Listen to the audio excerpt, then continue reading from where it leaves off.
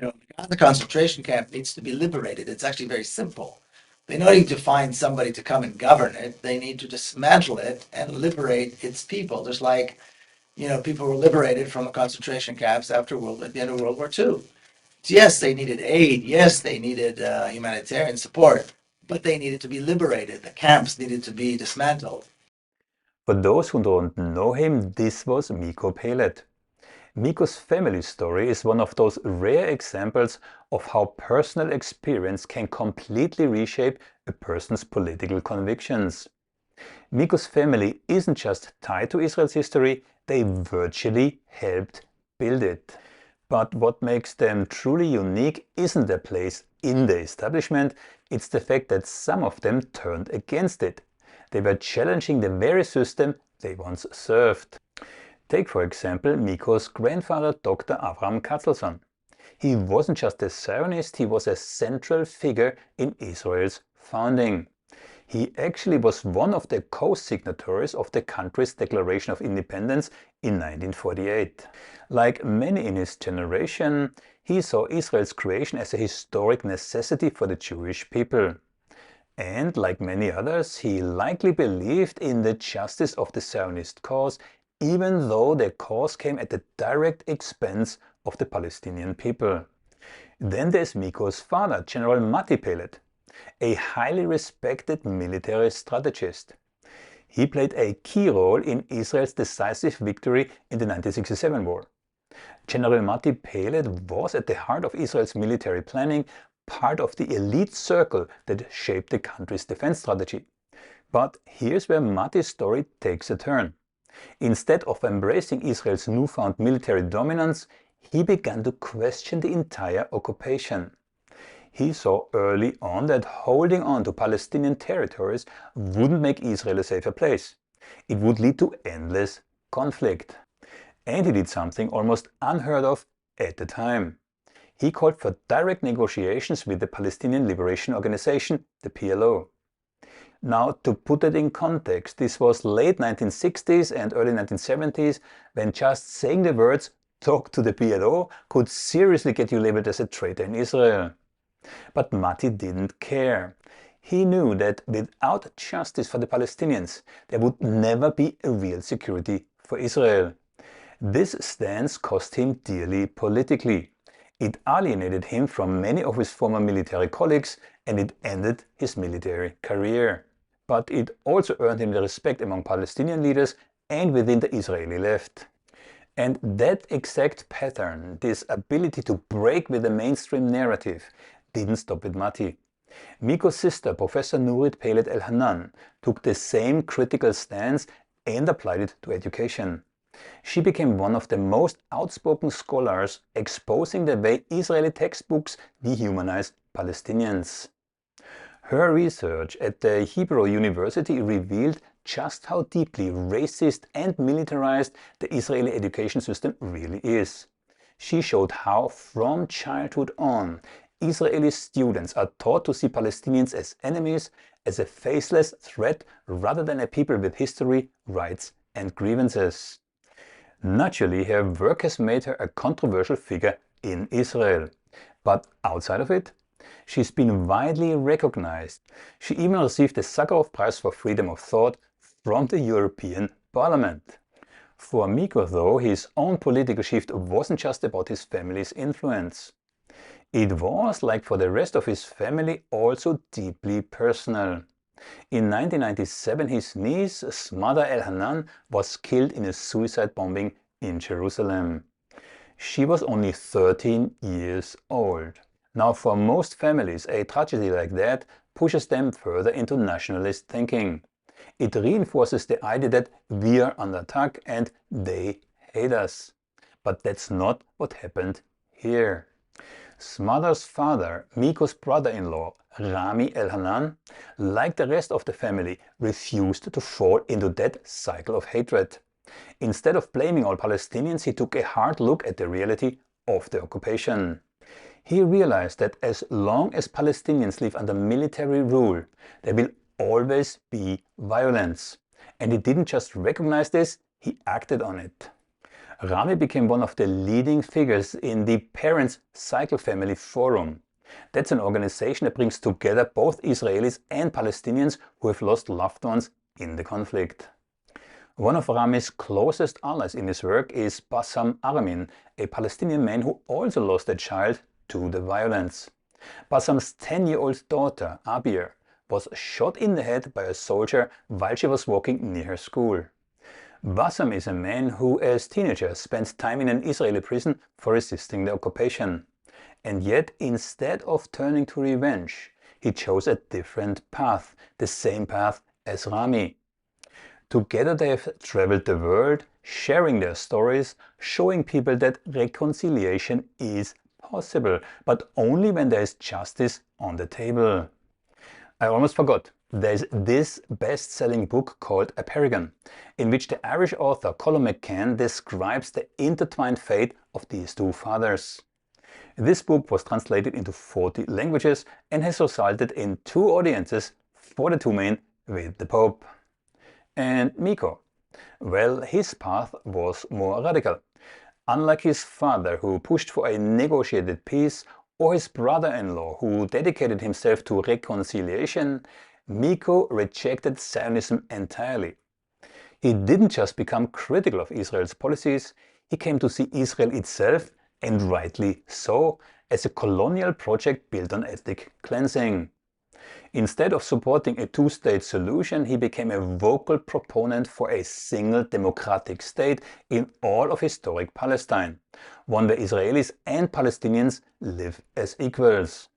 His book, The General's Son, Journey of an Israeli in Palestine, lays out this transformation in detail. I highly recommend you reading it. And since then, he's become one of the most prominent voices in the global movement against Israeli apartheid. He's a leading advocate for boycott, divestment and sanctions, calling for Israel to be held accountable for its occupation and war crimes. And now he's taking it even a step further. He's launched a new advocacy organization in Washington, D.C. aimed directly at countering the pro-Israeli lobbying in US politics. The goal? Expose and challenge the blank check of military aid that the US gives Israel every single year.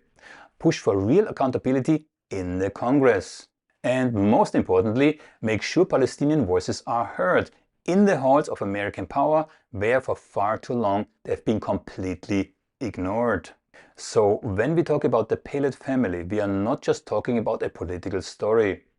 We are talking about a rare willingness to question everything, even when it means losing friends, being labeled a traitor, or going against everything you were raised to believe.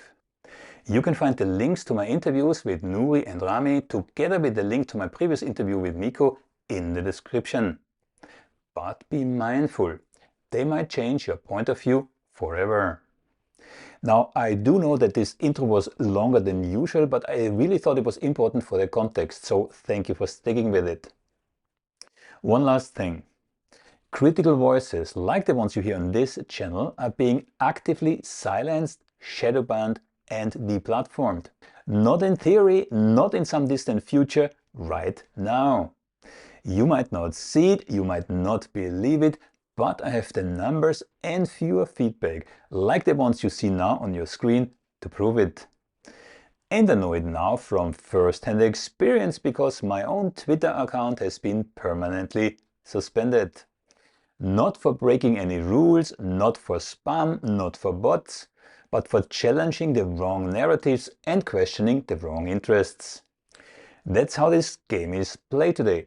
Step outside the script and they shut you down. Not with a debate, not with facts, but with silence. So if you value sharp, unfiltered analysis, the kind that doesn't play by mainstream rules, do something about it. Subscribe, like and share this video. Every click makes it harder for them to erase these conversations. And if you really want to keep up with my work without censorship, join me on Substack. No algorithmic choke holes, no hidden filters, just raw, honest analysis. You can also find my podcasts on Apple Podcasts, Spotify and Amazon. All the links are right below. Think about it. If we don't support independent voices, soon there won't be any left. Miko Peled, what a pleasure having you again. Thank you for joining. How are you? Thank you. Good to see you again. I just checked. Last time we talked is almost 2 years ago. Not completely, but almost. Who would have thought what all happened in those 2 years? Maybe you can encapsulate. Well, who would have thought? I'll tell you. I'll answer it in two ways. One is, in the general sense, I think that what we saw in Palestine, particularly events of October 7, were predictable and preventable. And so after October 7, I looked back at some correspondence that I had with friends, videos of mine from the past that were reposted. Uh, a wonderful journalist from Gaza who was killed, Wafat Odaini. I looked at our correspondence, and I've been saying over and over and over again, we have not seen the worst of it. There's going to be a slaughter in Gaza, the likes of which we've never seen, and I've been saying it for a couple of years. And so I think it was predictable, and I also very firmly believe that it was preventable. On a more personal note, over about a year ago, we established this organization where I am sitting right now in Washington D.C. called Palestine House of Freedom.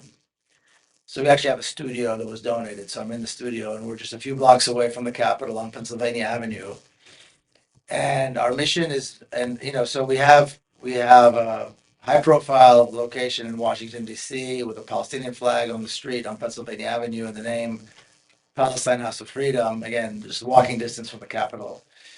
So that is a good development, of course, and we're doing a lot of work here to pursue the notion of the need, or to pursue the notion that the pathway to peace goes through the dismantling of the apartheid state and the establishing of a free Palestine and all of historic Palestine with equal rights.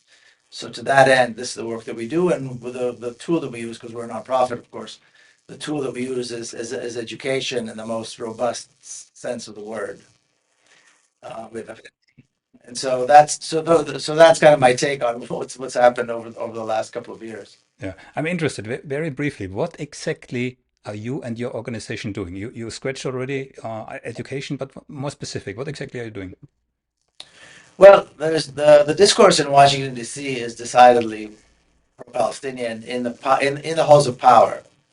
On the streets is very different. Washington, more than any other city that I've seen, you see solidarity with Palestine. You see people walking wearing keffiyehs. You see Palestinian flags on businesses. You see stickers all over the place that support Palestine. So this is a very much a solidarity with Palestine kind of city. The capital, which is where decisions are made, the halls of power are decidedly pro-genocide, pro-apartheid. Now, that is a gap that needs to be filled. Until we fill that gap, we're never going to see change.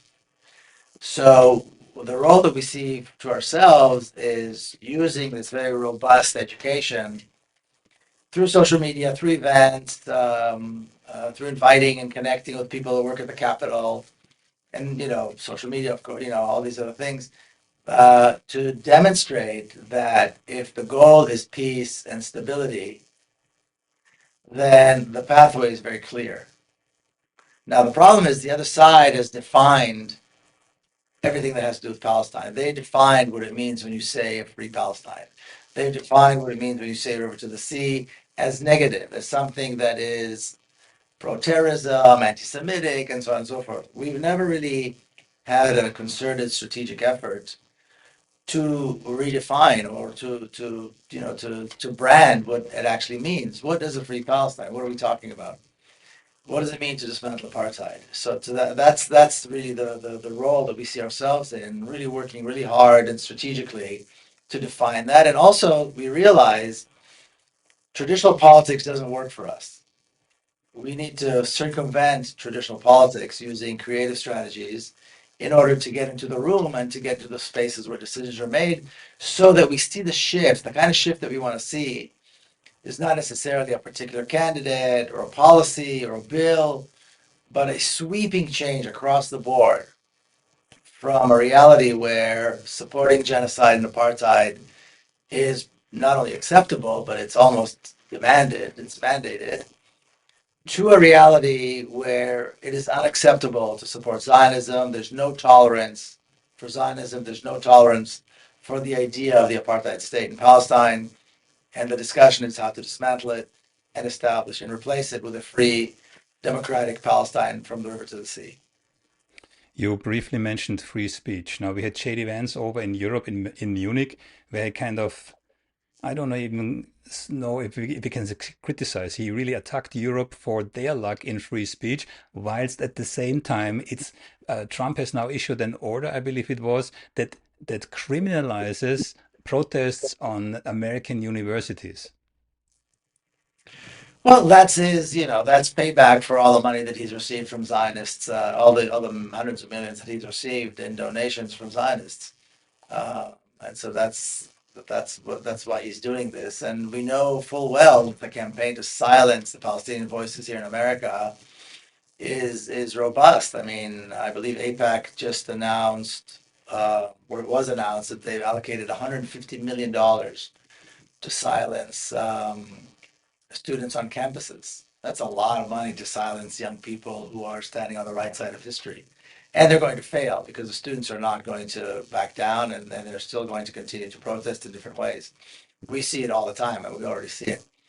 And so, yeah, if the free speech stops at the when we come to Palestine. The demand for free speech stops right there.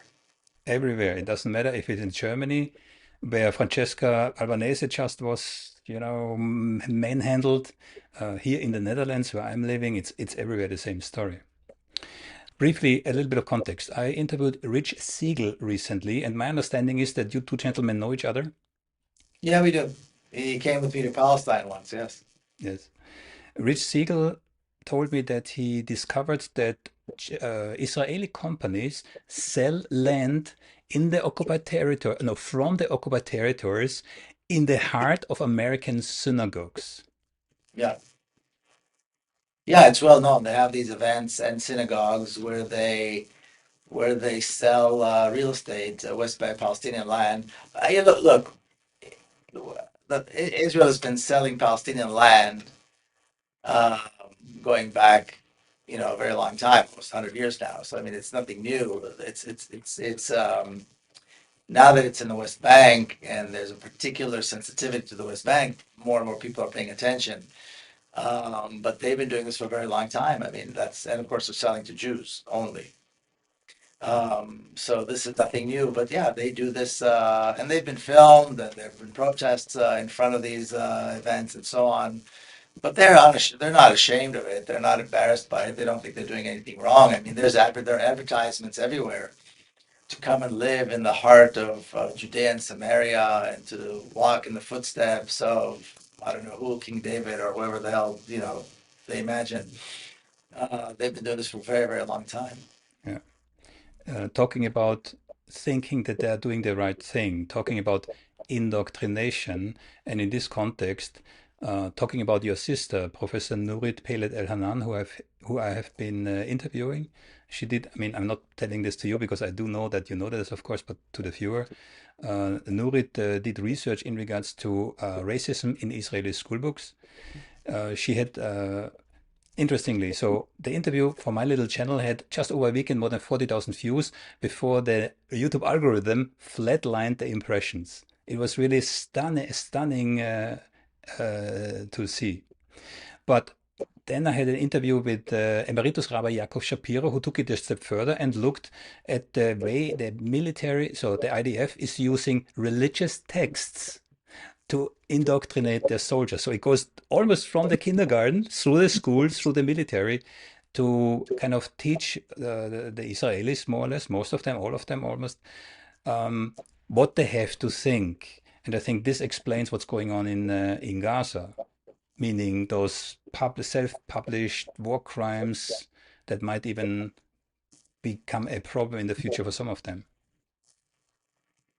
Yes, I mean we've seen images of commanders reading from the scriptures to get their soldiers prepared for war, but it's not new either. By the way, I have a copy somewhere of a of a the the call to war, the call to battle from the 1950s, going into Gaza, because the attacks and the terrorism of the Israeli military in Gaza has been going on since then.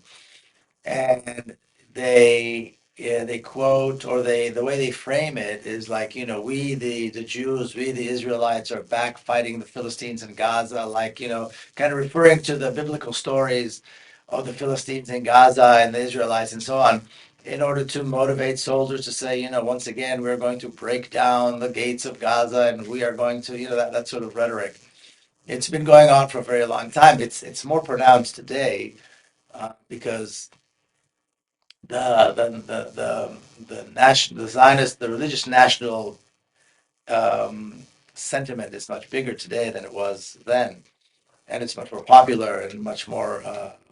These people are everywhere, and so. But this is again, using the Bible, using the biblical stories, using the Jewish scripture in order to motivate and to get everybody ready and prepared and excited about going to war is used very, very heavily, of course. And again, we've seen in many, many examples during the genocide in Gaza. This is something, I mean, for me, there are multiple parallels between Nazi Germany and Israel today. One of which is the Nazis were so convinced that they are winning, they documented everything till in the minute details. And I have the feeling that that the Israeli army is doing it exactly the same. The Germans did not believe that some of them will be hanged after the Nuremberg trial. I'm not saying any trial will hang anyone from Israel, but in the future, these self-published and self-recorded documentations of war crimes will be at least interesting for historians, but also for some courts. Is there any chance? Well, I certainly hope so. I mean, once the apartheid state is dismantled, then accountability is of course going to be demanded. There's no question about that. The war criminals will have to be brought to trial. And you're right, the documentation is plentiful, by their own hands. Not just the documentation that's made by Palestinian journalists and others, but by their own hands, of course. They're proud of what they do. They are the hubris and the sense of superiority that the Israelis somehow continue to maintain is going to be their downfall. There's no question about that when it comes to those days. And it's interesting. I just saw a movie called Argentina 1985 about how the Argentinians brought to trial the junta, the generals that led the junta in Argentina in the 80s, that came down, was brought down in the 80s. And it's possible to bring these people to trial, and when they go to trial, it could be Nuremberg, it could be this example, the Argentinian example, or others. But certainly, there's going to have to be accountability, and I agree with you. This documentation is going to be very helpful. Concerning Gaza, concerning Trump Gaza. I have been in Jordan at the time when the Iranian rockets hit Israel, and we were so close that the houses of my friends were actually shaking. Now, I interviewed four top diplomats in Jordan, one of which was the former foreign minister, Dr. Marwan Morsha. All four of them told me that their concern was exactly that what Trump proposed, pushing the Palestinians into Egypt and mainly Jordan with a twist, and then Israel creating a putsch within Jordan so that the Palestinians kick the Hashemite regime out to make Jordan the Palestinian state. Now, I did some research. That's not a new idea. That's floated already 10, 15 years ago. Was that already floated in Israeli circles? How realistic? I mean, Trump if Trump would have known anything about the Middle East, he would have known that both General Sisi and King Hussein could not allow that because in Hussein's case, it could even be his own life that would be at stake, not only his dynasty. You mean King So Abdullah? You mean King Abdullah? sorry, I'm having hints. I still have his father in my mind, King Abdullah II. Absolutely, yeah. So Well, Trump has a complete misunderstanding of the gravity for both Egypt and Jordan. yeah, he has a complete misunderstanding of Palestine from start to finish and the region. There's no question about that. I mean, there's a history there. But I would say that there's not a chance in hell that this plan is going to materialize. I mean, Israelis have been talking about kicking Palestinians out into Jordan far longer than 15 years. I mean, they've been talking about this for a very long time. I doubt that anybody would want to topple the regime, the government in Jordan. I mean, they've always had good relations with them. Why risk it? Why change it? And so I don't know that, but I mean, the whole thing, I don't believe that, none of it, there's no aspect of this so-called plan that is practical, doable, or that I believe has a chance in hell to materialize. And I know that in Jordan, I've been to Jordan many times. I know in Jordan they have a very strong concern. The concerns are very, very strong that this will take place, this will happen. They're seeing signs. They're worried. I don't believe it's ever going to materialize. Palestinians will never leave. I just I just propagated a clip from the Kennedy Jr., who said literally that he thinks the Palestinians are the most pampered people in the world. Talk about solutions for the Palestinian people. The Palestinian people are arguably the most pampered people by international aid organizations in the history of the world. Are you kidding me? No, even before this war, 78% of people in Gaza said they had, not enough food to eat. Right. And why is that? Why are you blaming Israel? In part, it's Hamas, and in part, it's the fact that Israel imposed a blockade and talked about putting them on a diet. If your neighbor, first of all, Israel has no obligation. Israel built 3,000 hothouses. Well, he's an idiot. I mean, Unbelievable.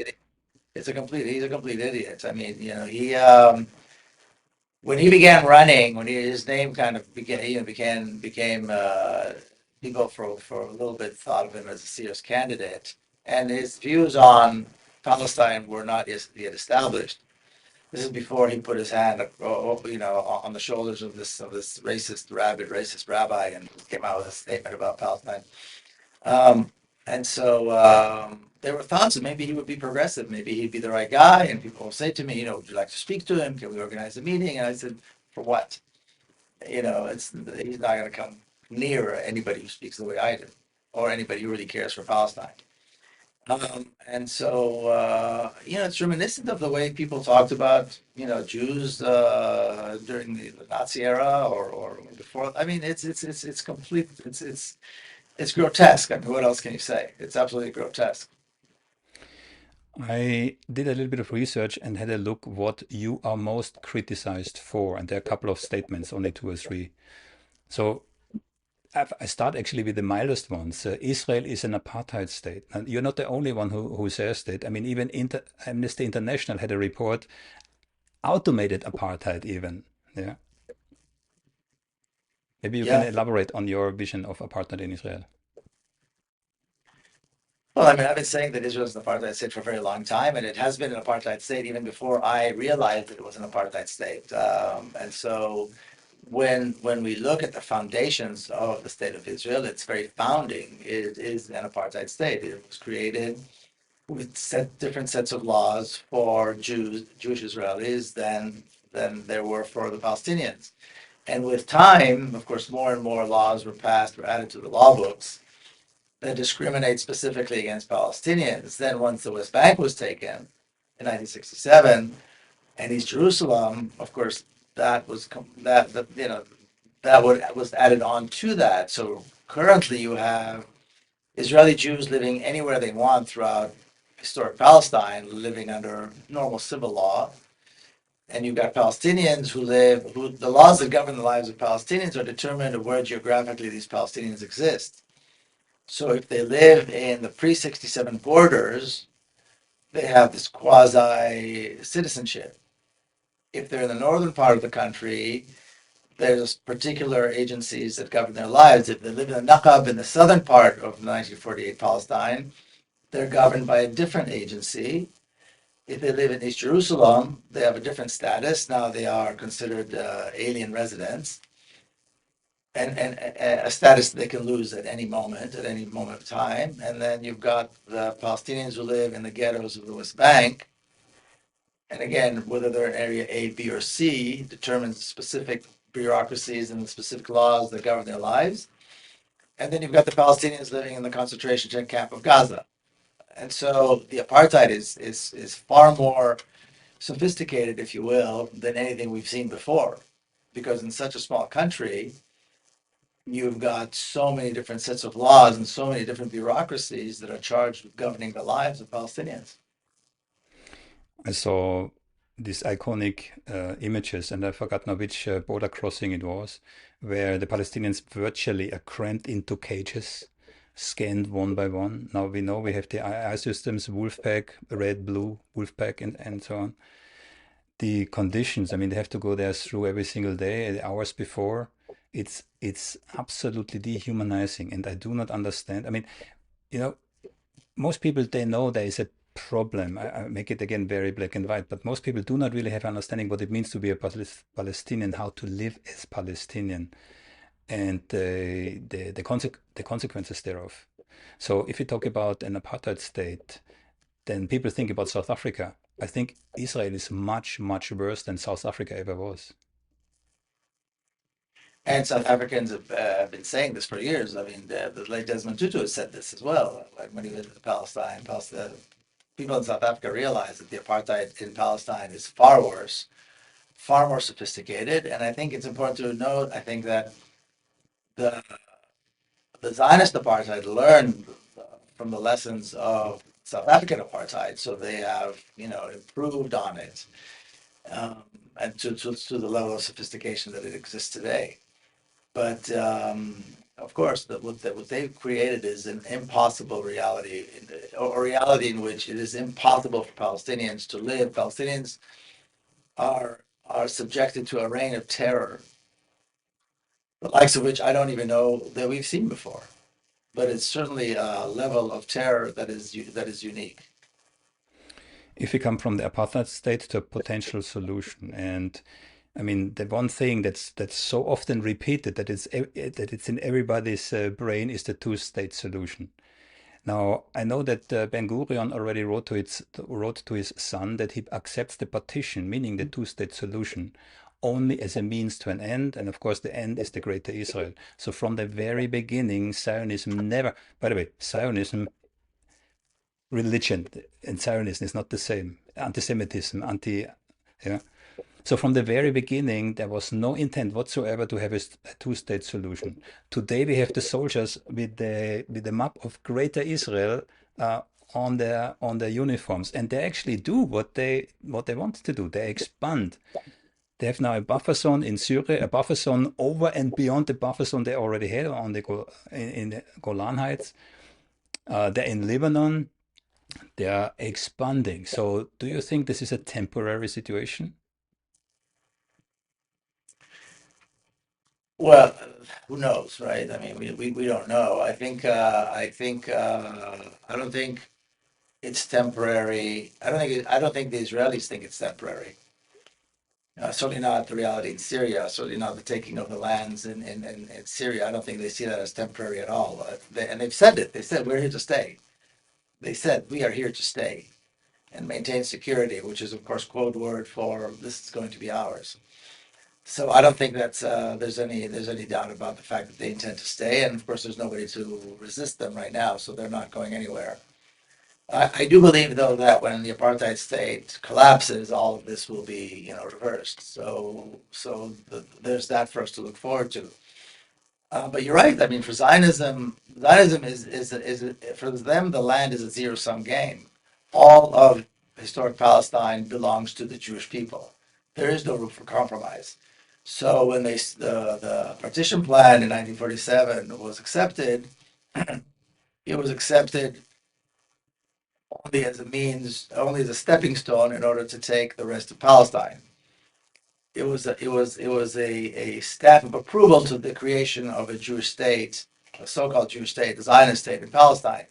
But they had no intentions of keeping the boundaries, and we know that the partition plan was passed at the end of November of 1947. By the end of December, thousands upon thousands of Palestinians had already been forcibly expelled, and massacres had already taken place. By December, before even the end of 1947. So it was obvious that they had absolutely no intention of keeping those borders, keeping those boundaries, and the same after 1967. I mean, that's where the new version of the two-state solution came about, and they allowed the conversation to go on, although granted in the fringes of Israeli political discourse. But they did everything they possibly can immediately as the war ended, or war as this assault against its neighbors ended. They began massive ethnic cleansing of the West Bank, East Jerusalem, destruction, and building for Jews only. So I mean, this has been the story, and at the same time, they were able to maintain this pretense of wanting peace and wanting a two-state solution. So they were able to do both, and because the international community, large by large, supports the Zionist efforts of ethnic cleansing and genocide, they've been successful. Very briefly, Gaza and West Bank. So, how shall I say this? I have someone wearing a uniform, and it's not a Palestinian or Israeli uniform in the, let's just say in Israel right now. And as recently as yesterday, I was told that there are massive tank movements. Apparently, Israel prepares to go back into the West Bank. Did you hear anything? Yeah, Sorry. Back into Gaza. Back into yeah, Gaza. I've been saying this all along. They've got two reservist divisions. That was the last I read. Um, that are already in place, ready to come in, and the calls for to continue the killing have been very strong. I mean, there's one criticism that is the most common criticism against the current government is that they stop the killing and that they need to go back and continue the killing. So on the one hand, they want the hostages back. On the other hand, they don't want to stop the killing. And the other demand, by the way, the other criticism is that they've allowed humanitarian aid. And the call is to stop the humanitarian aid, to stop the electricity, to stop the flow of medicine, and to go in there and continue the butchery. Well, they're prepared. They're fully prepared to do that. I don't think that anybody had any doubt that Israel was going to go back in. The question was exactly at what point and how. But I don't think there's any doubt that unless the international community steps in a big way through massive sanctions, through massive diplomatic activity to stop them, they will go back and they will continue the killing. It seems there was an agreement between Netanyahu and Trump for Netanyahu to agree to the ceasefire the day before Trump was inaugurated. Apparently, with two caveats: one, that Netanyahu could do meanwhile what he wanted in the West Bank without American opposition, and specific caveat that he can resume hostilities in Gaza at any time. Yes, that's exactly what we're seeing. That's exactly what we're seeing. Yeah. So everybody wins. Everybody's happy. Netanyahu's happy. Trump is happy. Netanyahu's coalition partners are happy. And by and large, Israeli public is happy because that's what they wanted to see. I mean, I'm sure some segments of the Israeli public want to see the rest of the refugees released. But I think, and this is a terrible thing to say, but I think this is the case, and that is that they will be the notion that the killing in Gaza, the intensifies, will be will placate those who want to see the refugees. In other words, in the balance and the end balance, killing more Palestinians, even if it means at the cost of killing hostages, is going to come out as something that will be seen as worthwhile. Talking about killing hostages, Hanibal doctrine. I mean, we have seen this already 2 days after October the 7th. We know that from, I mean, Israeli sources, helicopter pilots who said they shot at anything that was moving, not knowing who is who, what is what. We have testimonies of Israeli hostages that were in kibbutzes, and the army apparently knew that they were in and still shot in the houses where where they knew the hostages were, and these are only some examples. So I wouldn't be surprised if Israel, also, we need to be a bit more differential. If the army or the army top or whatever, if they would not mind to lose the rest of the hostages, because then Hamas has nothing anymore well, almost nothing to negotiate. Yes, you're absolutely right. I mean, there's an excellent documentary by Max Blumenthal that demonstrates, very clearly using Israeli sources, like you said, mostly Israeli sources, to what happened on the first few days after October 7th. And it's clear that the majority of the Israelis killed were killed by Israeli forces. There's no question about that. There's no doubt about that. Although Israelis, by and large, tried to deny it. And again, I go back to things that I said immediately after October 7th, when they were accusing the Palestinian fighters of all kinds of atrocities. I said, none of this makes sense. I don't believe these rumors. We'll see what happens once we have an investigation. But I don't believe that this happened, because it actually makes no sense.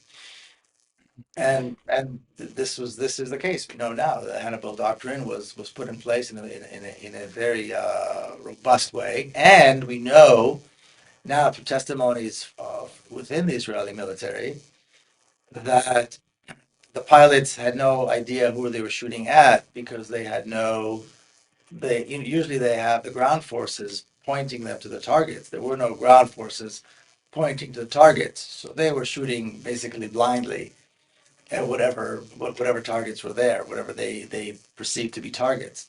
So there's no question about all of this. And again, it's a matter of time before I think the rest of the world wakes up and realizes what happened.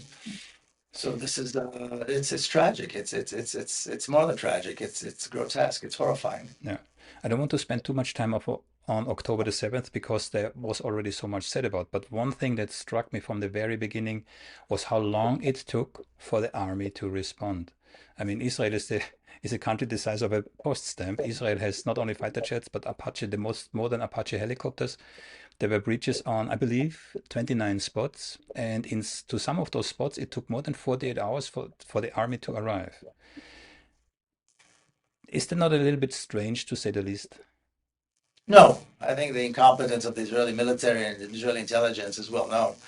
And it's interesting if we compare, exactly October the 7th, 2023 was exactly 50 years and 1 day after the beginning of the October 73 war. And I had a sense that something was going to happen. I mean, there was no way this anniversary was going to go, unmentioned. And so, and now looking at the failures of the Israeli military, the Israeli intelligence, the similarities are striking. They were bound by a concept, by an idea that the Arabs, the Palestinians, wouldn't dare, that they're incapable.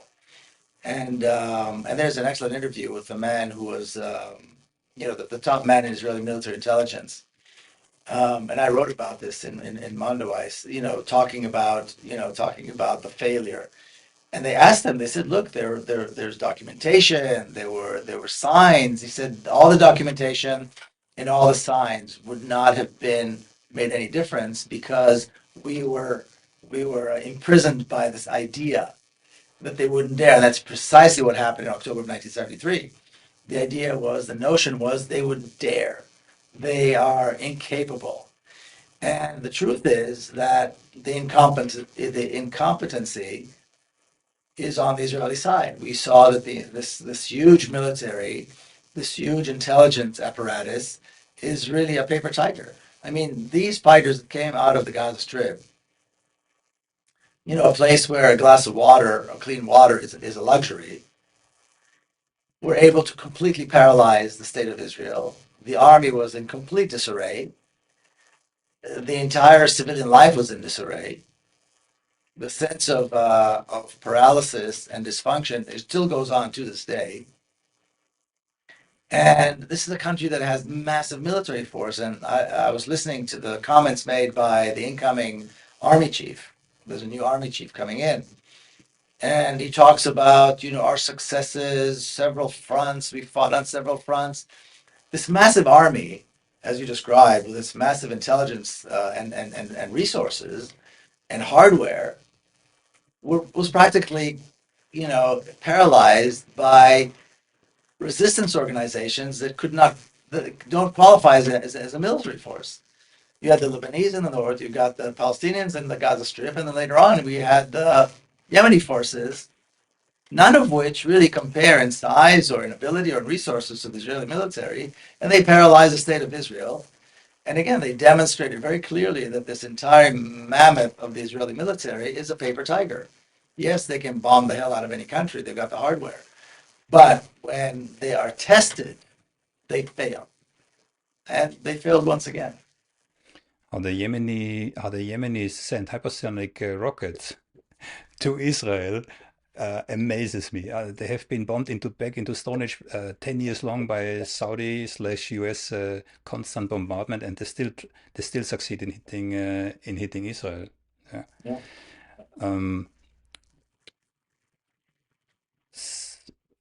October the 7th, I believe, will leave a scar in the Israeli psyche, but you were kind. You said it's incompetence. Now, I spoke with the Swiss historian, Dr. Daniele Ganza. He has a name for these kind of events, LIHOP, let it happen on purpose. Is that anything that is that in the realm of possibilities that high-level leaders in Israel, because we know for a fact that Egypt warned Israel twice, officially, formally, of this impending attack. We know that the guard ladies guarding this Gaza fence informed their superiors that something's coming on. Do you really think it's just incompetence? Yes, absolutely. Okay. I think the evidence points, and I've been reading everything coming out of the Israeli military and everything that's coming out in the Hebrew press and otherwise. It is absolutely incompetence. It is incompetence that is coupled with a sense of superiority and arrogance and racism towards Arabs in general and Palestinians in particular. And so this is the result of that. I have no doubt whatsoever that that is the case. I don't think there's anything more. I don't think, all the evidence points to that. There are stories, during the attacks in Lebanon in 1982 of Sabra and Shatila.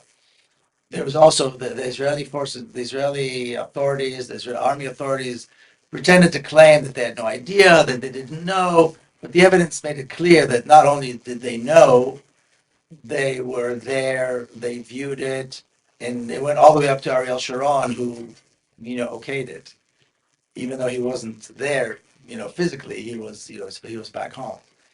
Here, this is not the case. This is not the case of somebody saying, let it happen. Absolutely not. This was catastrophic for Israel. Absolutely catastrophic. And it was, and it's a catastrophic incompetence. And we've seen there's a history of incompetence. In other words, it's not the first time that the Israeli military and intelligence were challenged and failed. In fact, the only times that they didn't fail is when they initiated, when they weren't challenged. And every time they were challenged, whether it's in Lebanon, Lebanon in 2006, whether it's 1973, this time, there are many, many examples where they were challenged and they failed because they are incompetent. They're very good at bombing, like I said, the hell out of any city. They're great at bulldozing, Jenin and refugee camps, but by and large, it's an incompetent military force. Because you said, I want to come to Lebanon in a second, but because you said bombing, yeah, I talked to Gideon Levy, and he told me that twice in his life he needed bodyguards. The first time was when he wrote about the Israeli bomber pilots, which are basically uncontested in the skies and just pushing some button and dropping all those bombs. And the second time is now, when well, you know him, he's quite an outspoken person. Briefly, Lebanon. So we had Hezbollah in Lebanon being taken out. I don't know if that's the right word, being attacked with those 3,000. I think there were several waves. There was this 3,000 pager that exploded. Then even walkie-talkies and radios exploded in later waves.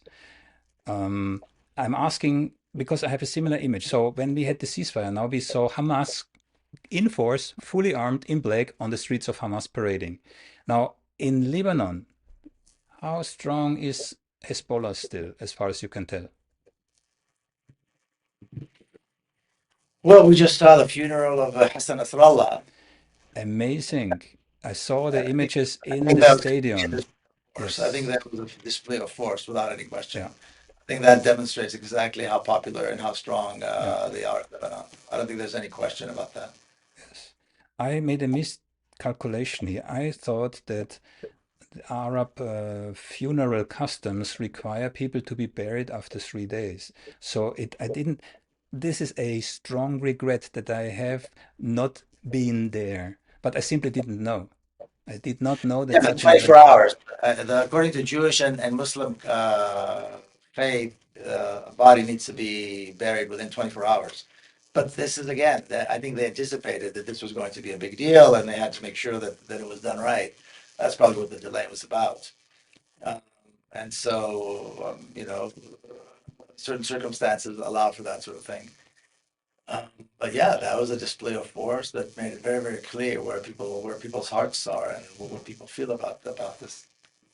I think this is the big misconception by us here in the West, thinking, you know, believing the propaganda. I mean, that's anyway clear, yeah, here in the West, yeah. But not anticipating the power of ideas, because both Hezbollah and Hamas are ideas. How do you fight ideas in people's minds? Not with bombs. But I think the West underestimates how strong these ideas actually are. Well, the idea is freedom. People are fighting for their freedom. I think it's very, very simple actually. People are going to fight for their freedom until they achieve it. They're not going to stop. Palestinians in Gaza have been living in a concentration camp for almost 8 decades. Palestinians in other parts of Palestine have been living under a reign of terror. They're going to fight and resist until they achieve their liberty, until liberation. And if the international community steps in, then it'll be sooner. If we don't, then we don't know how long it's going to take. But I think if people of conscience and would force their governments to act, like I said, October 7th could have been prevented. This entire genocide was predictable and could have been prevented. The international community didn't want to prevent it. And the next round of the genocide is preventable. And if we don't prevent it, it will happen. So the idea of freedom is one that's very simple, really. I mean, when people get their freedom, and when people talk about, what is in store for Gaza, the Gaza concentration camp needs to be liberated. It's actually very simple. They don't need to find somebody to come and govern it. They need to dismantle it and liberate its people, just like, people were liberated from the concentration camps at the end of World War II. Yes, they needed aid. Yes, they needed humanitarian support, but they needed to be liberated. The camps needed to be dismantled. The Gaza concentration camp needs to be dismantled. The people within it need to be allowed unfettered access to travel. In other words, uninterrupted travel and uninterrupted access to all the resources that they need, which are perfectly abundant outside the concentration camp. There's plenty of medicine, there's plenty of food, there's plenty of water, there's plenty of everything. In fact, most of the refugees within the Gaza concentration camp come from southern Palestine, minutes away by car from where they are right now. So actually, it's very, very simple. The thinking, how do we bring in aid through Egypt, through this, through that, getting Israeli approval to allow the aid, not to allow the aid. This is insane. This is absolutely, people are out of their minds. You have to dismantle the concentration camp and give people the freedom they need to access the resources. And of course, the infrastructure has to be rebuilt, hospitals have to be rebuilt, and homes, and so on and so on. And then the next step is to do the same thing in the rest of Palestine, to dismantle the ghettos of what used to be the West Bank, and then to dismantle the entire apartheid state. That needs to be the post-genocide demand. That's what the international community needs to fight for. That's what we all need to be standing for. But instead, they want to keep this Zionist construct of a Gaza Strip, of a West Bank, of this and that. It's absurd. These things are outdated. They were wrong to begin with. It should not have been allowed to happen way back in 75, 80 years ago. And now it's time to dismantle the entire system and replace it with a real democratic, free Palestine on all of historic Palestine. In 1947, no, actually in 2019, the Balfour Declaration, 76 words. A racist white man gave away land that didn't belong to them, and till today we suffer the consequences. And it could get worse. I mean, it could get worse, and I don't only mean the Palestinians. This conflict has the potential to spark a confrontation with the superpowers. I mean, Russia is still in Syria, right? So there are geopolitical interests. This is a part of the debate that I'm often missing. Yeah? There is a geopolitical component to this whole saga. So, and maybe I oversimplify, but it's the carbons in the ground, which is the lifeblood of American hegemony. Without it, America's supertankers will sink.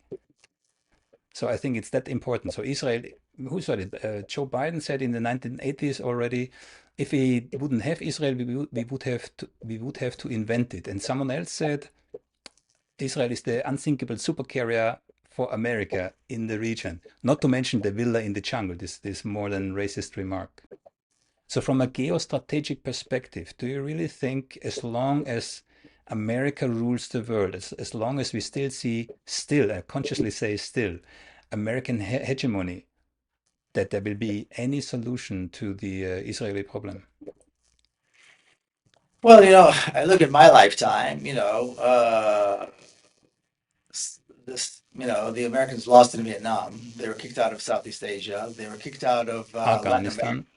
They lost in Latin America. All these dictatorships, all these regimes that were propped by the U.S. and the CIA were kicked out. I mean, some were put on trial, like I mentioned earlier. South Africa, certainly the United States didn't want to see South Africa, apartheid collapse in South Africa. So just the fact that this imperial power wants things to be a particular way doesn't mean it necessarily has to be that way. People have a voice, and people have the ability to bring about change. So I don't think that's the issue. And people talk about Israel is the guarantee to American interests. I don't know that a free Palestine won't align itself with America and the West. I mean, people are still going to want sneakers and Coca-Cola. I don't think that's going to make that much of a difference if Palestine is free, or you know what I mean. So I don't know that that's a serious argument. I think the important thing is that we realize that the reality that exists today must be brought to a complete and change across the board. The conversation has to change across the board. There should be no willingness, no readiness to tolerate any kind of conversation that tries to legitimize in any way the apartheid state and the genocide that it is responsible for, that's connected to it.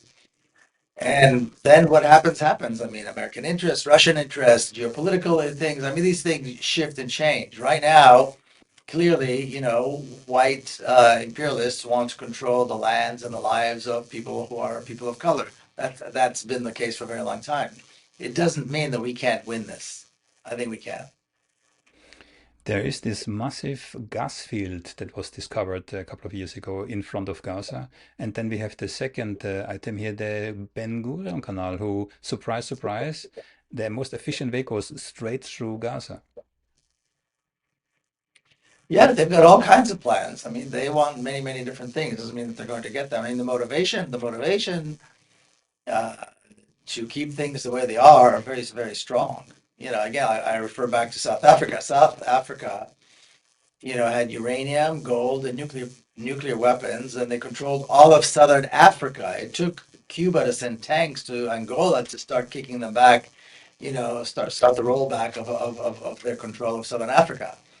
That's a lot more than what Palestine has to offer. So if that fell, certainly apartheid in Palestine can fall. It seems to me that you put a great emphasis on public opinion. Now, public opinion, I mean, the change has to come from the public. It doesn't come from the governments, neither in the US nor in Israel, and certainly not here in Europe. But the public is being indoctrinated, propagandized. I don't want to say brainwashed, although it comes very close. And I mean, a recent example is here. I think it was yesterday that Tim Davie, the chief of BBC, had to justify in front of the UK Parliament why he pulled a documentary, a BBC documentary, so made by the BBC about Gaza, off the screen. On the other hand, and that's the good side of it, we have the documentary No Other Land winning an Oscar, I think 2 or 3 days ago. Yeah.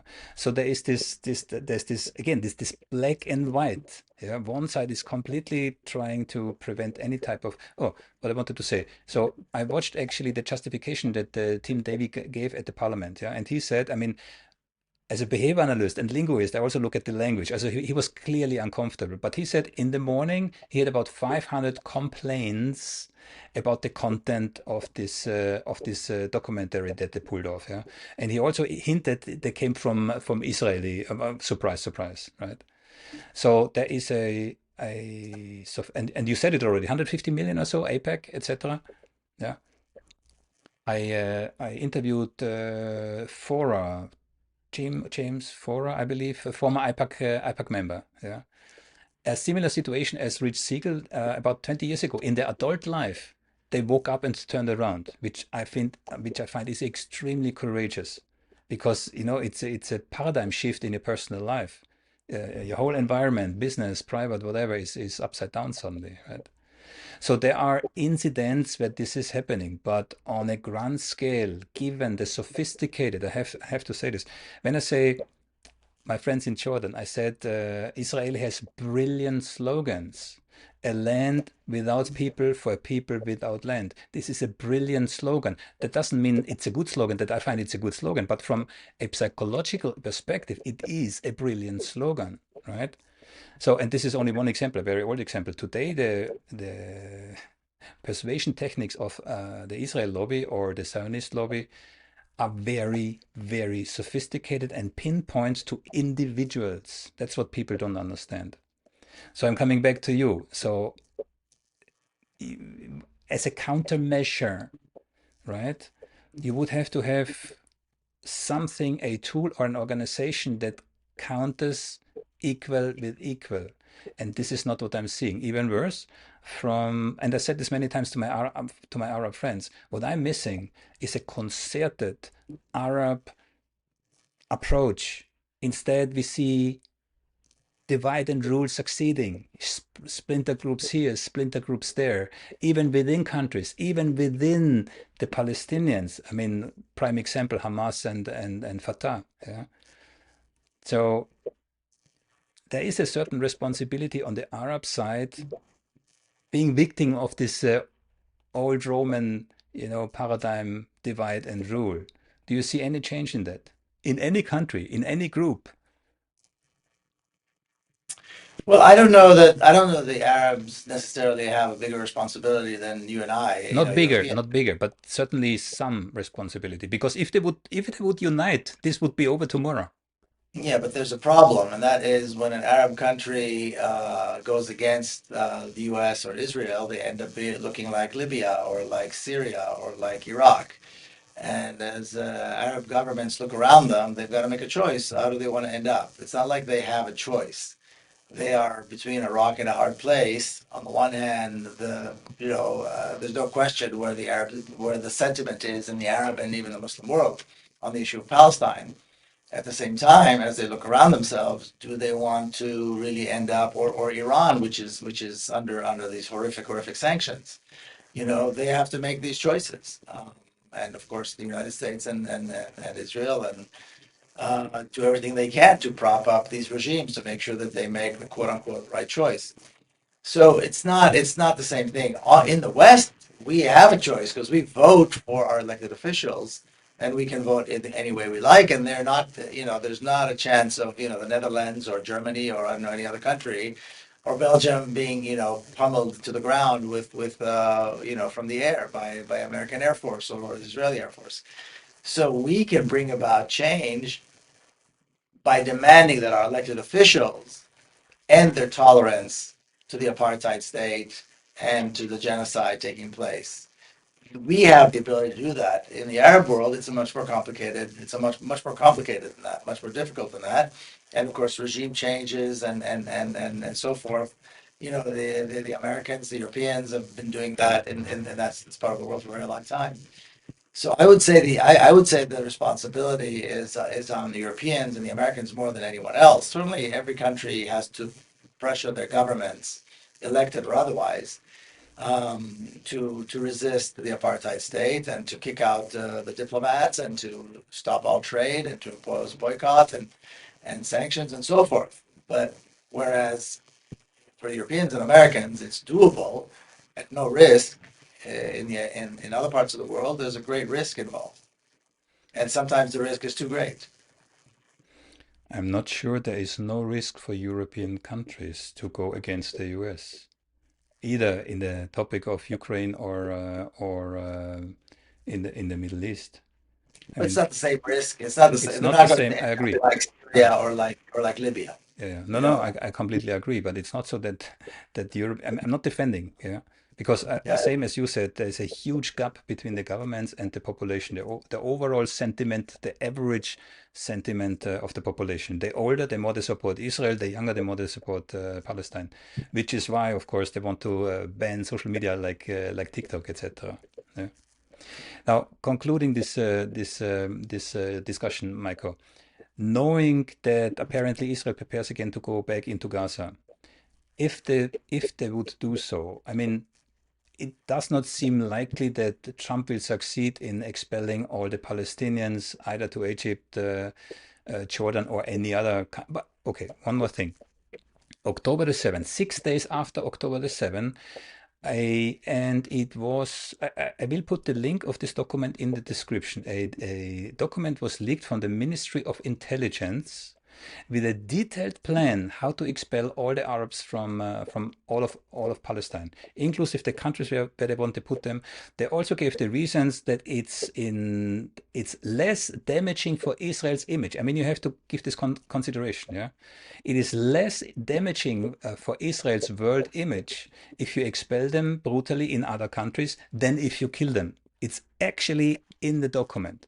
This thing was leaked 6 days after October the 7th, and it was then published on the 28th of October. Yeah, I will link this document in the description. So that's why I'm saying I'm how should I say this? It's very easy to go into conspiracy theory. Yeah, I'm not so sure that we know everything that happened on October the 7th yet. That's, I think, a prudent formulation. I agree. We don't know. I mean, it's going to be a while before we do know. But I tend to believe the Palestinian version. I believe the Palestinian sources. And so I think if we follow their sources, we're more likely to find the truth than if we follow other sources. Okay. So last question. So if Israel goes into Gaza again, what are they gonna do? Level the rest of Gaza? I mean, we have seen moonscapes up there. So what are they gonna do? More of the same. They're going to kill more, destroy more. There are Israeli settlers that are waiting, can't wait to get into Gaza to start building their own homes there, to create another, all these like the ghettos that they have in the West Bank. They want to replicate that in Gaza. They'll do whatever the hell they want. If they're not stopped, they will continue. They will kill. They will destroy. They will flatten. They will move the population from one side to the other. They'll force people to come and go as they please. They will do everything they can to achieve what they call voluntary migration. Hmm. Anything that we have not scratched? Any topic that is close to your heart? Anything that we overlooked? I don't think we overlooked anything. I would just emphasize the need to line up clearly behind the banner of the dismantling of the apartheid state and establishing a free Palestine on all of historic Palestine with equal rights. I think that needs to be all people of conscience need to line up behind that banner and do everything they possibly can to see it happen. Pressure our governments, pressure our elected officials, and it doesn't matter if they're elected to a school board or to becoming prime minister. They all need to be pressured in the same direction. There needs to be zero tolerance to Zionism. We have to make sure that diplomatic delegations, athletic delegations, academic delegation, cultural events, that there's a total boycott of apartheid in all of these spaces. Absolutely in every place. And all of us, everybody in all the different countries needs to make sure to fight every single day to see that happen, or else we will not see the death and destruction of Palestinians end. And we have to keep in mind that the objective has to be guaranteeing the safety and security of the Palestinian people. Palestinian lives cost nothing. For an Israeli to kill a Palestinian anywhere, pretty much, there are no consequences. And of course, you multiply that by tens and tens and tens of thousands, is what we've seen in Gaza. We have to end this genocide against Palestinian people, and we have to put in place guarantees for the safety and security of the Palestinian people. And this has to be done as quickly as humanly possible, without delay, because otherwise it's not going to end. On that note, Miko Peled, I really thank you for your time. It was my pleasure talking to you. Thank you. If you made it that far, congratulations! You are ahead of the pack. If this video resonated with you in any kind of form, don't just scroll away. Hit like, drop a comment, share it with someone who really needs to see it, and most importantly, subscribe. It sounds like a small thing, and honestly, it probably is a small thing, but this is exactly how we can keep these conversations alive. And if you missed it at the beginning, my Twitter account has been permanently suspended. Not for spam, not for bots, but for being too critical, for questioning the wrong people and interests. And that's the game now. Step too far out of the lines and they erase you. So if you value independent voices, if you want to stay connected, Substack is the place to go. It's free, the link's right below, and I would really love to hear from you. Tell me how it's changing the way you see the world and its people. So thanks for watching, thanks for thinking, and remember, always look beyond the headlines.